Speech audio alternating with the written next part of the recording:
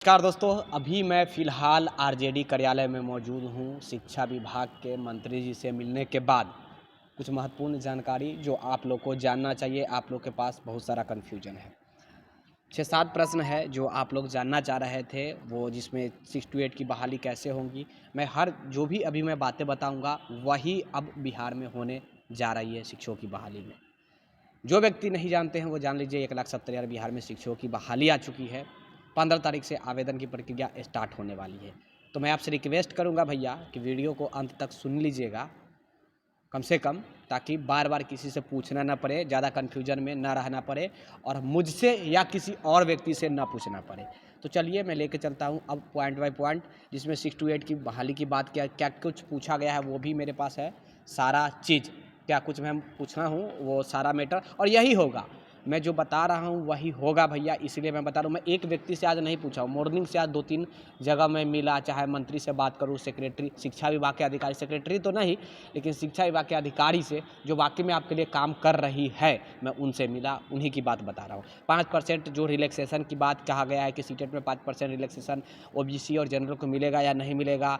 महिला और पुरुष की जो कहा जा रहा है कि कल हमने एक न्यूज़ बनाया था जिसमें आप लोग को दिखलाने का प्रयास किया कि 60% जो भी रिक्तियाँ है वो महिलाओं की कोटा में जा रहा है, 50 और 40% ही पुरुष की कोटा में जा रहा है। इसके ऊपर भी बातें किए हैं। जुलाई सीटेट वालों का क्या होगा। उसके बाद भैया टेक्निकल डिग्री और पॉलिटेक्निक वाले अब क्या करेंगे। टेक्निकल डिग्री, पॉलिटेक्निक भी टेक्निकल डिग्री में ही आता है, लेकिन मेरा कहने का मतलब हुआ कि 2 किस्म के टेक्निकल डिग्री हो गई। एक होगा या बीटेक, बीसीए, बीबीए, और दूसरा हो गया पॉलिटेक्निक।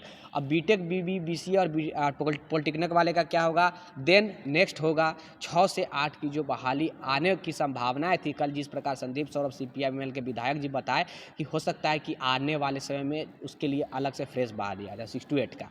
तो इन तमाम 6 मुद्दा के ऊपर हम बात करेंगे। अब हम पहली बात करते हैं कि जो बातें हुई है वो कैसे कैसे क्या कुछ हुआ। देखिए 6 से 8 के बारे में हमने सबसे पहले जानकारी लेने का प्रयास किया, क्योंकि सबसे ज़्यादा अगर कोई परेशानी में अभी है बिहार के युवा तो पेपर 2 वाले हैं, यानी कि सीटेट में जो पेपर 2 पास है, जिनके लिए रिक्तियाँ आया ही नहीं। 1745 रिक्तियाँ आती है, वो भी 1745 रिक्तियाँ कहा जाता है कि आप विशेष शिक्षक वालों के लिए है। तो मैं कह सकता हूँ कि 4 साल इंतजार करने के बाद मिलता है तो झड़ुआ लड्डू जिसे कहा जाता है वो मिलता है। तो ये प्रश्न हुआ, कहा गया कि देखिए इस पर हम आगे बैठक बुलाए हैं और फिर से बैठक रेगुलर चल रही है। जो भी इसमें 50% जो रिक्तियाँ जो कहा जा रहा है कि फुल फिलअप हम करेंगे प्रमोशन के द्वारा, उसमें संशोधन किया जा सकता है भैया, सकता है। प्रोबेबिलिटी है, सकता है। तो कह सकता हूँ कि इसके लेकर आगे कुछ जानकारी आप लोग को निकल कर आएगी और ज़रूर मिलेगी, विश्वास कीजिए।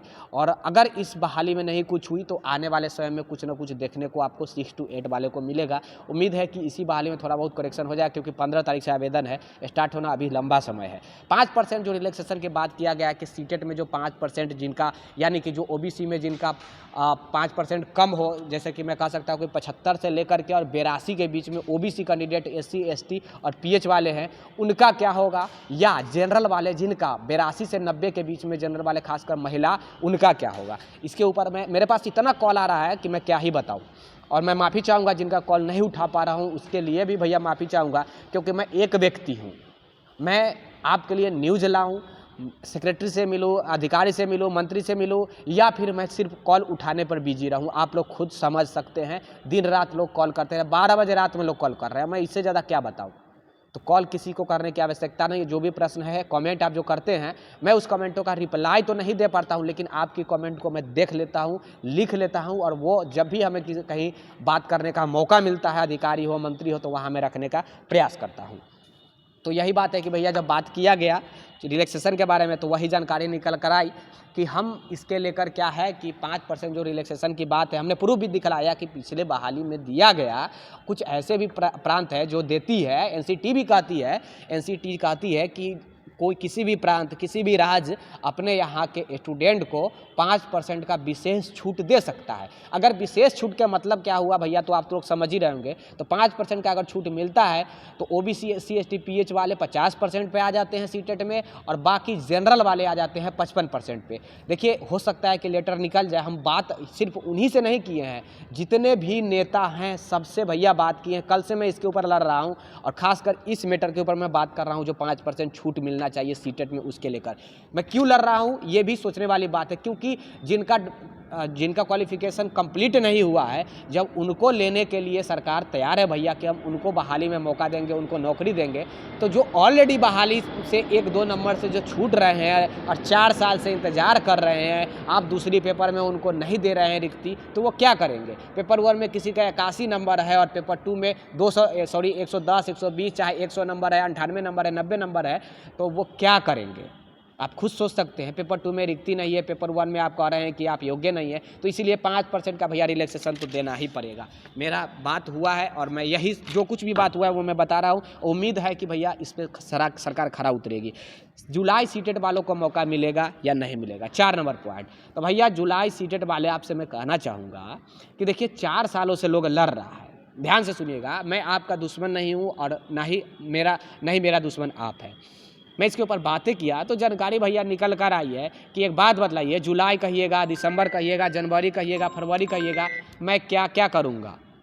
अगर ऐसा होते रहा तब तो भैया रह गया। तो इसीलिए ये जुलाई सीटेट दूसरे छोड़िए, 31 अगस्त तक आपके पास डॉक्यूमेंट अगर आ जाती है, चाहे सीटेट हो, डीएलएड हो, बीएड हो, अगर आपके पास डॉक्यूमेंट रहता है भैया तो आप योग्य हैं, अदरवाइज आप अयोग्य हैं, अदरवाइज आपको बाहर कर दिया जाएगा। उसके बाद करते हैं बात भैया टेक्निकल और पॉलिटेक्निक। देखिए टेक्निकल 2 किस्म का होता है, एक होता है स्नातक स्तरीय टेक्निकल, एक होता है इंटरमीडिएट स्तरीय टेक्निकल। स्नातक स्तरीय टेक्निकल बीबीए, बीसीए और बीटेक होता है। पॉलिटेक्निक जो होता है 12th इक्विवेलेंट होता है, यानी कि 12th स्तरीय होता है। अब यहाँ पे योग्य कौन होंगे, अयोग्य कौन होंगे वो समझिए। वैसे व्यक्ति जो 12th किए होंगे, इंटरमीडिएट करने के बाद प्रशिक्षण यानी कि इंटर के पे ही प्रशिक्षण किए हो डीएलएड, और उसके बाद आप अगर पेपर क्वालिफाइड हैं सीटेट तो आप 1 to 5 के लिए योग्य हैं। बाद में आप बीटेक कीजिए, बीबीए कीजिए, बीसी कीजिए, कोई मतलब नहीं है। अगर आप उसके बाद क्या है कि अगर आप इंटर के समकक्ष पॉलिटेक्निक कर लिए और पॉलिटेक्निक करने के बाद भैया क्या किए हैं कि आप ट्रेनिंग कर लिए, तो वो पहले भी अयोग्य थे और अभी भी अयोग्य है, उनको अभी भी मौका नहीं मिलेगा। ध्यान से सुनिएगा, जो इंटर कर पॉलिटेक्निक कर लिया है, उसके बाद प्रशिक्षण कर लिया भैया, तो उनको मौका नहीं मिलेगा। कुछ ITI वाले भी है, कुछ पॉलिटेक्निक वाले भी है, और जो स्नातक स्तरीय किया है भैया, उनको स्नातक यहाँ पे 1 to 5 में क्या लेन देन है। 9 to 10th में वो जा सकते हैं, तो 9 to 10th में वो योग्य हैं। 1 to 5 में उनको कोई लेन देन है ही नहीं, ये इंटर लेवल का नौकरी है 1 to 5 भैया। तो यहाँ पे स्नातक से क्या मतलब है, आप स्नातक कीजिए या फिर पीजी कीजिए। तो मेरा कहने का मतलब हुआ कि कौन योग्य है कौन अयोग्य है, आप समझ गए होंगे। उसके बाद बात करेंगे 6 to 8 में जो बहालियाँ जो आने की संभावनाएं हैं, ये जो आने वाले समय में जो मैंने बताया कि फ्रेश आ सकती है। स्टार्टिंग में 1 नंबर पॉइंट में भी मैंने बताने का प्रयास किया। तो भैया ये बात है यहाँ पर कि सरकार की बैठक फिर से कह रहा हूँ कि चल रही है, इसमें हो सकता है कि निर्णय लिया जा सकता है। हो सकता है कि यही बहाली में कुछ रिक्तियाँ को ऐड कर दिया जाए। ऐसे भी 1,70,000 है, तो थोड़ा बहुत रिक्तियाँ ऐड कर दिया जा सकता है, नहीं तो अलग से उसके लिए विज्ञप्ति आप लोग को देखने को मिल सकता है। अब देखिए, जो धरातल पर उतर कर भैया मैं काम कर रहा हूँ वही दिखलाने का प्रयास कर रहा हूँ।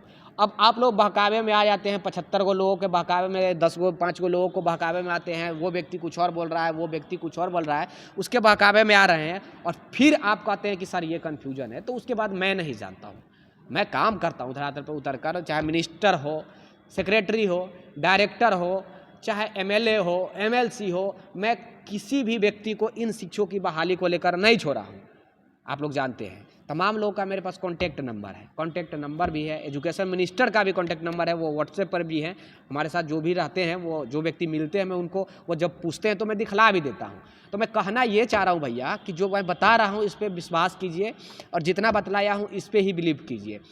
75 किस्म के लोग 75 किस्म का बात बोलेंगे, इससे अच्छा है कि वो सब बातों को इग्नोर कीजिए, और जो मैं बातें बोला हूँ इस पर बिलीव कीजिए, और साथ में अपना कॉन्शस का भी यूज कीजिए, अपने माइंड का भी यूज कीजिए।